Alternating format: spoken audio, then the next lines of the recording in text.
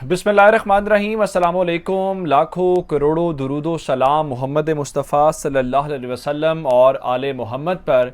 मैं हूँ उमर दराज गोंदल और आप मेरा यूट्यूब चैनल देख रहे हैं।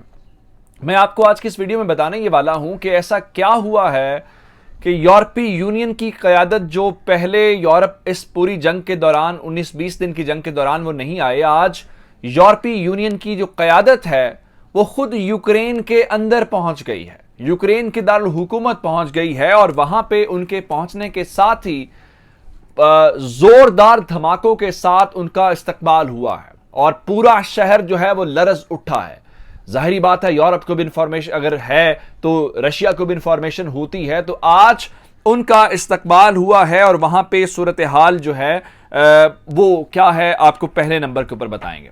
दूसरे नंबर के ऊपर चल के मैं आपको ये बताऊंगा कि असल खतरा इस पूरी जंग के दौरान अब चीन की एंट्री के साथ पैदा हो गया है। और वो एंट्री ये है कि चीन से चूंकि रशिया ने मदद मांगी है, तो अमेरिकन ने 7 घंटे तक सिर्फ चाइनीज को यह कन्विंस करने के ऊपर लगाए हैं कि आप इस जंग के अंदर खुदारा ना आए।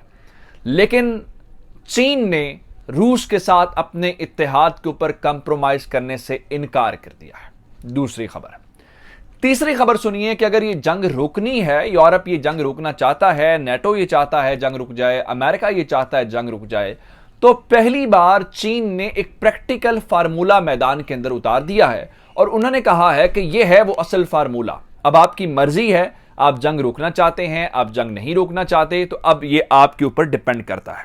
और फिर आखिर में मैं आपको चीन की रूस की वजारत दिफा के हवाले से बताऊंगा खैरसॉन को लेके, जो इससे पहले डावाडोल था, कभी रशिया के पास जाता था, कभी यूक्रेन के पास जाता था। उस हवाले से उनकी वजारत दिफा ने आज बाकायदा एलामिया जारी कर दिया है।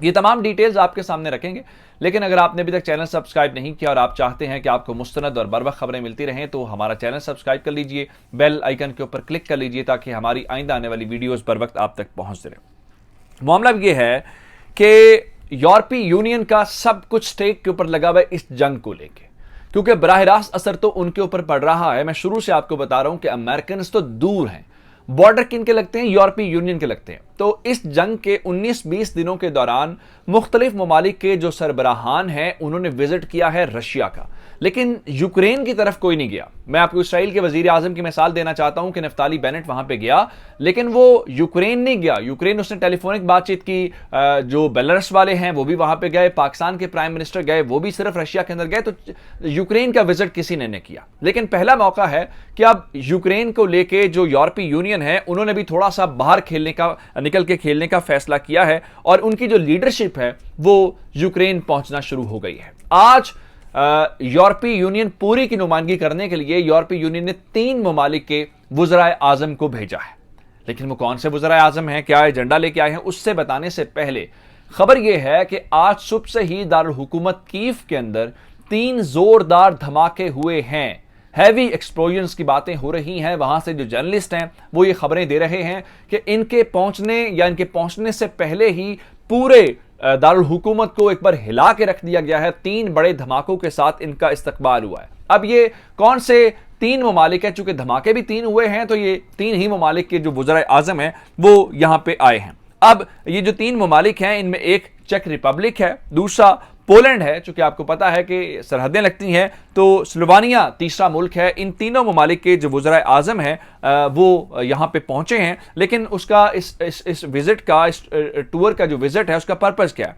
The purpose of the visit is to confirm the support of the entire European union for the sovereignty and independence of Ukraine. वो ये कह रहे हैं कि जो 3 ममालिक हैं ये पूरे यूरोपीय यूनियन की नुमाइंदगी करने के लिए आए हैं और 3 ये जो ममालिक हैं यूरोपीय यूनियन का पैगाम लेके आए हैं कि आपकी सालमियत और आज़ादी के लिए पूरा यूरोपीय यूनियन इस वक्त यूक्रेन के साथ खड़ा है।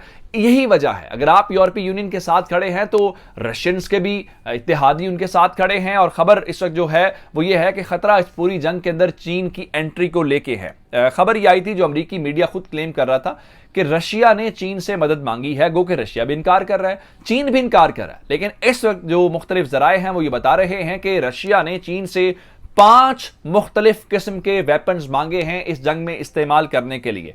यही वो खतरा और खदशा है जिसकी बुनियाद के ऊपर अमेरिकन ने, उनके जो नेशनल सिक्योरिटी एडवाइजर हैं जैक सलिवान, उन्होंने जो चीन की फॉरेन मिनिस्ट्री है, जो फॉरेन ऑफिस है, उसके जो सीनियर मुशीर हैं यांग जीची, उनके साथ मुलाकात की है। रोम के अंदर ये मुलाकात हुई है और मैं आपको ये बताऊं, ये मुलाकात 7 घंटों के ऊपर मुश्तमिल थी। इस पूरी मुलाकात के अंदर सिर्फ अमेरिकन ने रशियन को सिर्फ ये बताने की कोशिश की है कि आप मेहरबानी करें, इस वॉर से दूर रहें, आपका दूर रहना बहुत जरूरी है। लेकिन चाइनीज पब्लिकली नहीं मान रहे कि हम इस जंग का हिस्सा हैं, हम असलहा दे रहे हैं या हमसे मदद मांगी है। लेकिन अगर आपके 3 ममालिक के वज़ीर आज़म कीव के अंदर खड़े हों तो आपको क्या लगता है कि जो चाइनीज हैं वो रशियंस को तनहा छोड़ देंगे? हरगिज नहीं छोड़ेंगे, क्योंकि जब उनके ऊपर मुश्किल वक्त आएगा तो फिर उनकी मदद कौन करेगा? उनकी मदद रशिया ही करेगा। तो वो इस बुनियाद के ऊपर कुर्बानी क्यों दे? अब मसला क्या है? मसला यह है कि जंग रोकनी है, जंग रुक नहीं रही। मुज़ाकरात चल रहे हैं बराह रास्त जो है यूक्रेन और रूस के दरमियान। आज फिर मुज़ाकरात होने हैं। कल टेक्निकल पॉज का हमने सुना था और इसराइल जो है वो कल भी उसने मुलाकात, एक वर्चुअल मुलाकात जिसको आप कह सकते हैं टेलीफोनिक रब्ता किया पुतिन के साथ। ये जंग रुके, जंग रुक नहीं रही।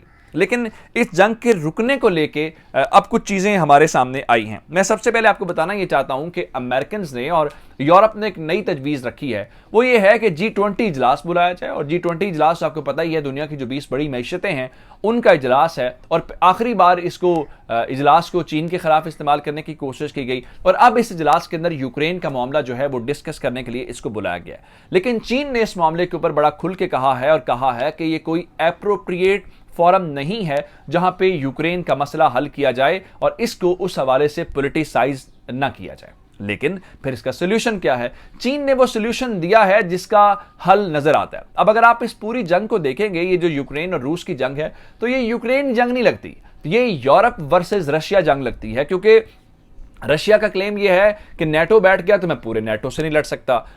यूरोपीय यूनियन जंग को सपोर्ट इसलिए कर रहा है अपने वज़ीर आज़म भेज के भी कि हमें रशिया से खतरा है कि वो यूरोप तक आ जाएगा। तो इसका मतलब यह है कि 2 फ्री कैन है, एक यूरोप है और एक रशिया है। चीन ने पहली बार मसले का हल निकाला। उनका जिनका तनाजा है, जिनकी लड़ाई है, उनको आपस में बराह रास्त बातचीत करनी चाहिए। अगर वो आपस में बातचीत नहीं करेंगे तो फिर मसले का हल कैसा निकलेगा?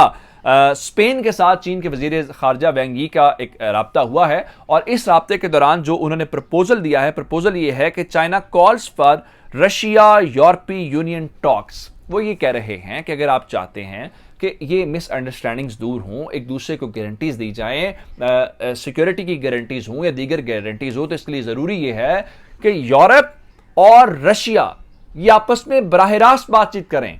रशिया और यूक्रेन से मसला हल नहीं होना। इसका मतलब यह है कि शायद ये जो बात चाइना ने की है खुद रशिया के बिहाफ के ऊपर ही की हो, क्योंकि पुतिन चाहता होगा कि यूरोपीय यूनियन उसके साथ बातचीत करे और बातचीत के जरिए मसले का हल निकले। तो ये इस जंग के अंदर अभी तक इस जंग को रोकने का सबसे एक अच्छा फार्मूला सामने आया है कि अगर उनकी बातचीत हो, एक दूसरे को गारंटीज दें, नेटो को लेकर, दीगर चीजों को, यूरोपीय यूनियन के एक्सपेंशन को लेकर, तो शायद मसले का हल निकल सकता है। आज जो रशियन डिफेंस मिनिस्ट्री है उसने एक स्टेटमेंट जारी की है और खैरसान का जो रीजन है, यहां पे बहुत ज्यादा हमने लड़ाई देखी और फिर इत्तलात ये आई कि यहां पे रशियंस ने कुछ इलाके के ऊपर कब्जा कर लिया। फिर जो कीव वाले हैं यानी यूक्रेन वाले, वो क्लेम कर रहे थे नहीं जी हमने रिकैप्चर कर लिया, यानी हम उनसे वापस ले चुके हैं। लेकिन आज सॉरी, रशियन डिफेंस मिनिस्ट्री ने यह क्लेम किया है कि पूरे का पूरा जो खैरसान रीजन है उसके ऊपर मुकम्मल टेक ओवर हो गया है, उसके ऊपर हमारा कंट्रोल हो गया। लेकिन जो उधर यूक्रेनी डिफेंस मिनिस्ट्री है उसने भी बयान जारी किया। वो कह रहे हैं जनाब कि 13,500 जो रशियन फौजी हैं हमने इस जंग के दौरान मार दी। इस तरह के क्लेम्स दोनों तरफ से हो रहे हैं जिसका आजादाना तस्दीक करना आजकल बहुत मुश्किल है, लेकिन क्लेम्स दोनों जानिब से हैं तो आपको तक पहुंचाना भी जरूरी है। अब तक की अपडेट्स थी। मुझे उमर दराज गोंदल को फेसबुक, ट्विटर, इंस्टाग्राम के ऊपर फॉलो कर सकते हैं। मेरा यूट्यूब चैनल सब्सक्राइब करिएगा। आपकी इस बातों का बहुत शुक्रिया। खुदा हाफिज।